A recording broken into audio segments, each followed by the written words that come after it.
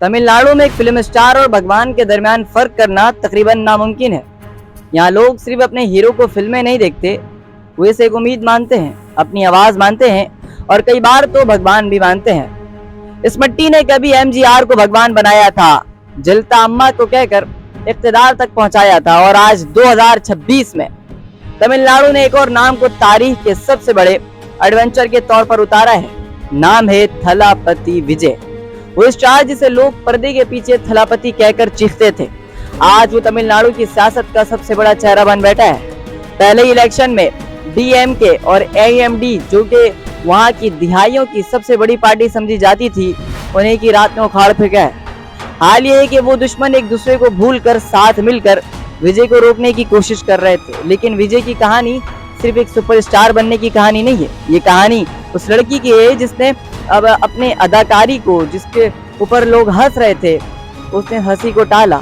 उसने हंसी को अपनी कमजोरी नहीं बल्कि अपनी ताकत बनाई। जिसके चेहरे का मजाक उड़ाया गया था, जिसे सालों तक नेपो किड कहा गया था, जिसे डायरेक्टर का बेटा कहकर नजरअंदाज किया गया था, लेकिन जब दुनिया विजय की कमजोरियां गिन रही थी, तब विजय चुपचाप लोगों के दिलों में जगह बना रहे थे।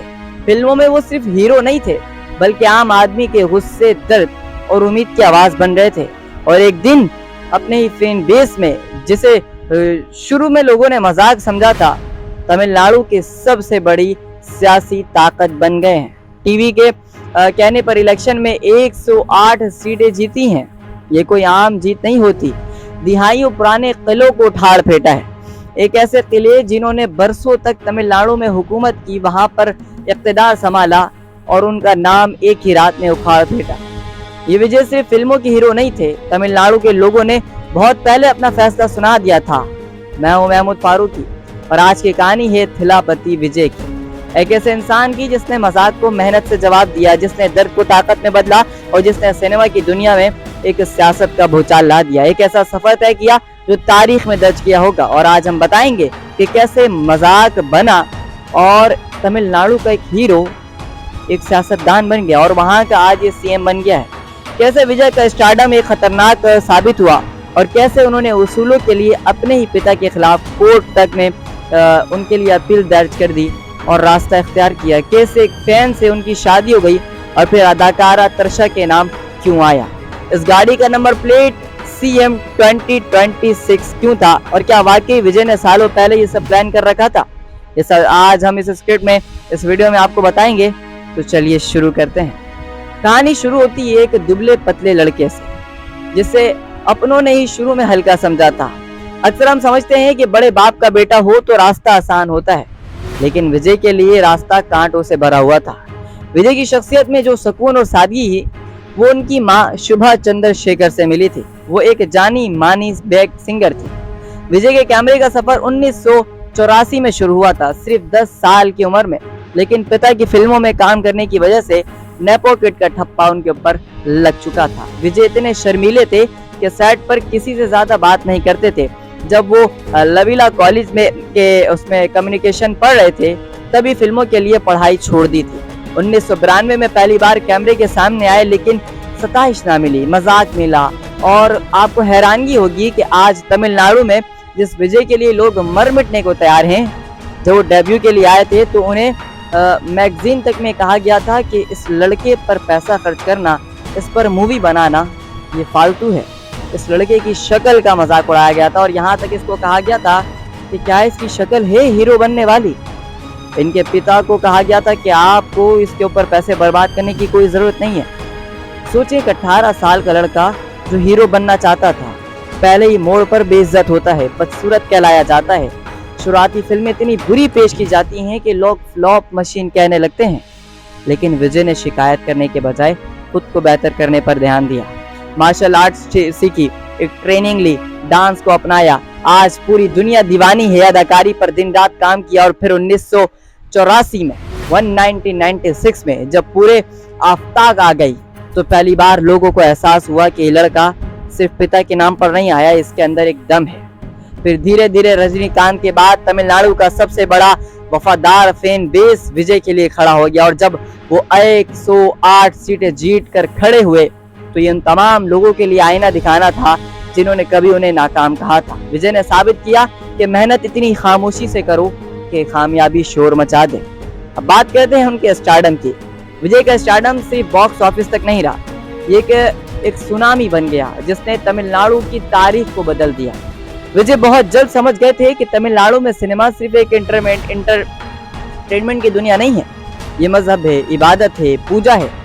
सन 2003 में जब गिल्ली आई तो तमिलनाडु में पहली फिल्म आई जिसने 50 करोड़ का बिजनेस किया और यहीं से विजय ऑक्शन शो के हीरो बन गए। उन्होंने पता कर लिया कि बॉलीवुड में उन्हें किस तरीके से काम करना है। उन्होंने फिर बॉलीवुड को टक्कर दिया, सलमान खान के साथ काम किया और इसी तरीके से अक्षय कुमार की हॉलीवुड को टक्कर दिया। ये जानकर आपको भी हैरानगी होगी कि ये विजय की ही फिल्में की रिमिक्स थी। इससे साफ ये कहा कि बॉलीवुड भी कई सालों तक विजय की कहानियों के सहारे चल रहा था। सन 2010 में के बाद विजय ने फिल्मों को हथियार की तरह इस्तेमाल करना शुरू कर दिया। फिल्म कथी में किसानों की मुद्दा को उठाया, मसल में जीएसएल पर सवाल उठाया। विजय की फिल्मों का एक जरिया ये बन चुका था कि विजय ये बात जानता था कि अब अगर उसने सियासत में आना है, क्योंकि विजय ने अपना एक रोड मैप तैयार कर लिया था। क्योंकि तमिलनाडु में जब उसने देखा कि सियासतदान लोगों पर जुल्म करते हैं तो फिर थलापति ने सोच लिया था कि लोगों पर कैसे राज करना है। और फिर विजय की आखिरी फिल्म आती है, फिल्म जिन नाइट, सन 2026। वो फिल्म नहीं थी, वो उनकी सियासी एंट्री का एक सिनेमैटिक ऐलान था।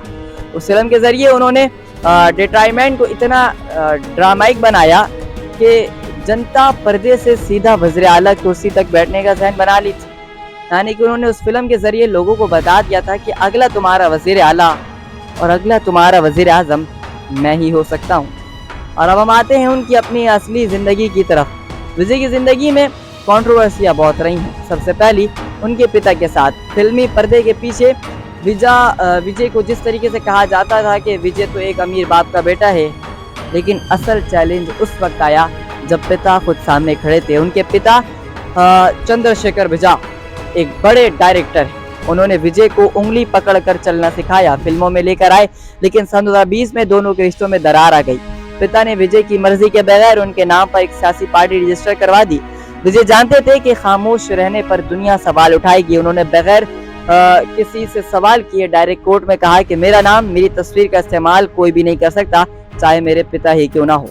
पिता ने मीडिया में आकर इमोशनल कार्ड भी खेला, लेकिन विजय अपनी बात पर अड़े रहे और आज की पार्टी ने साबित कर दिया कि फैमिली का कोई मेंबर उनके साथ खड़ा हुआ नहीं है। क्योंकि विजय ने अपनी सियासत को अपने खानदान के खिलाफ इस्तेमाल किया, क्योंकि खानदानी सियासत के खिलाफ उन्होंने अपनी शुरुआत की। दुनिया को बताया कि अपनी पहचान अपने दम पर बनाई जा सकती है, किसी की विरासत की खैरात पर नहीं। और शायद ये खुददारी लोगों की नजरों में भाग गई और उनके मकाम को ऊंचा कर गया। और अब बात करते हैं उनकी मोहब्बत की कहानी की। विजय की शादी की कहानी किसी फिल्म से कम नहीं है।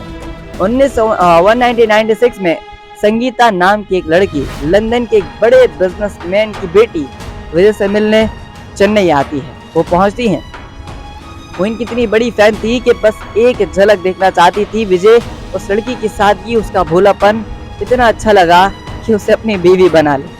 1999 में दोनों की शादी हुई। संगीता ने लंदन का सारा आराम छोड़ा ताकि चेन्नई की धूप में विजय का साथ दे सके। संगीता तपती धूप में विजय की ताकत बनी, लेकिन 2026 आते आते उस रिश्ते में भी तूफान आ गया। फरवरी सन 2026 में संगीता ने कोर्ट जाकर तलाक मांगा। इल्जाम लगाया कि विजय वक्त नहीं देते और एक अदाकारा के साथ उनका अफेयर चल रहा है। बच्चों की कस्टडी को लेकर उन्हें एक खींचतान शुरू हो गई, यहाँ तक कि विजय के बेटे जैसन संजय को भी निशाना बनाया गया।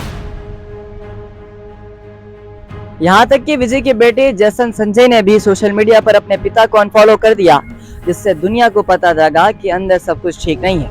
और इस अफेयर की अफवाह एक नाम बनती गई, तर्षा। विजय और तर्षा की जोड़ी रियल लाइफ में आई थी। सन 2004 में गली से पर्दे पर केमिस्ट्री इतनी नेचुरल थी कि लोगों को पहली बार रील और रियल का शक हुआ।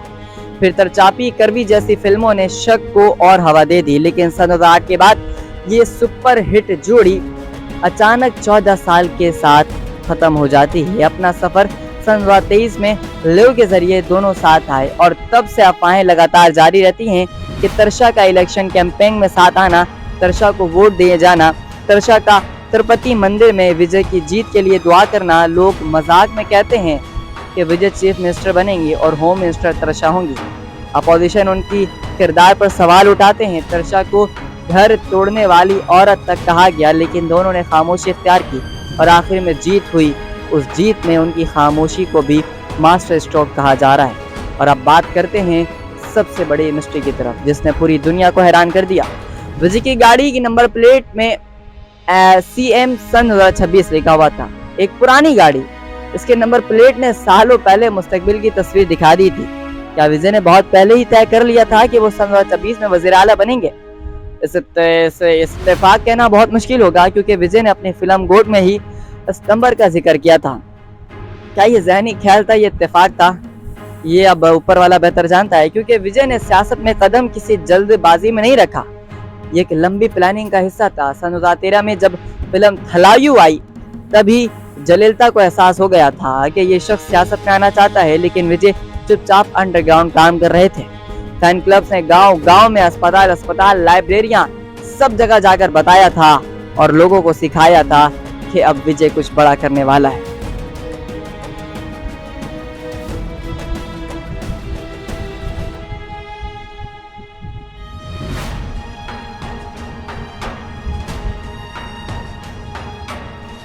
विजय के पास उम्र भी है, तवानाई भी है, ताकत भी है और जनता का प्यार भी है।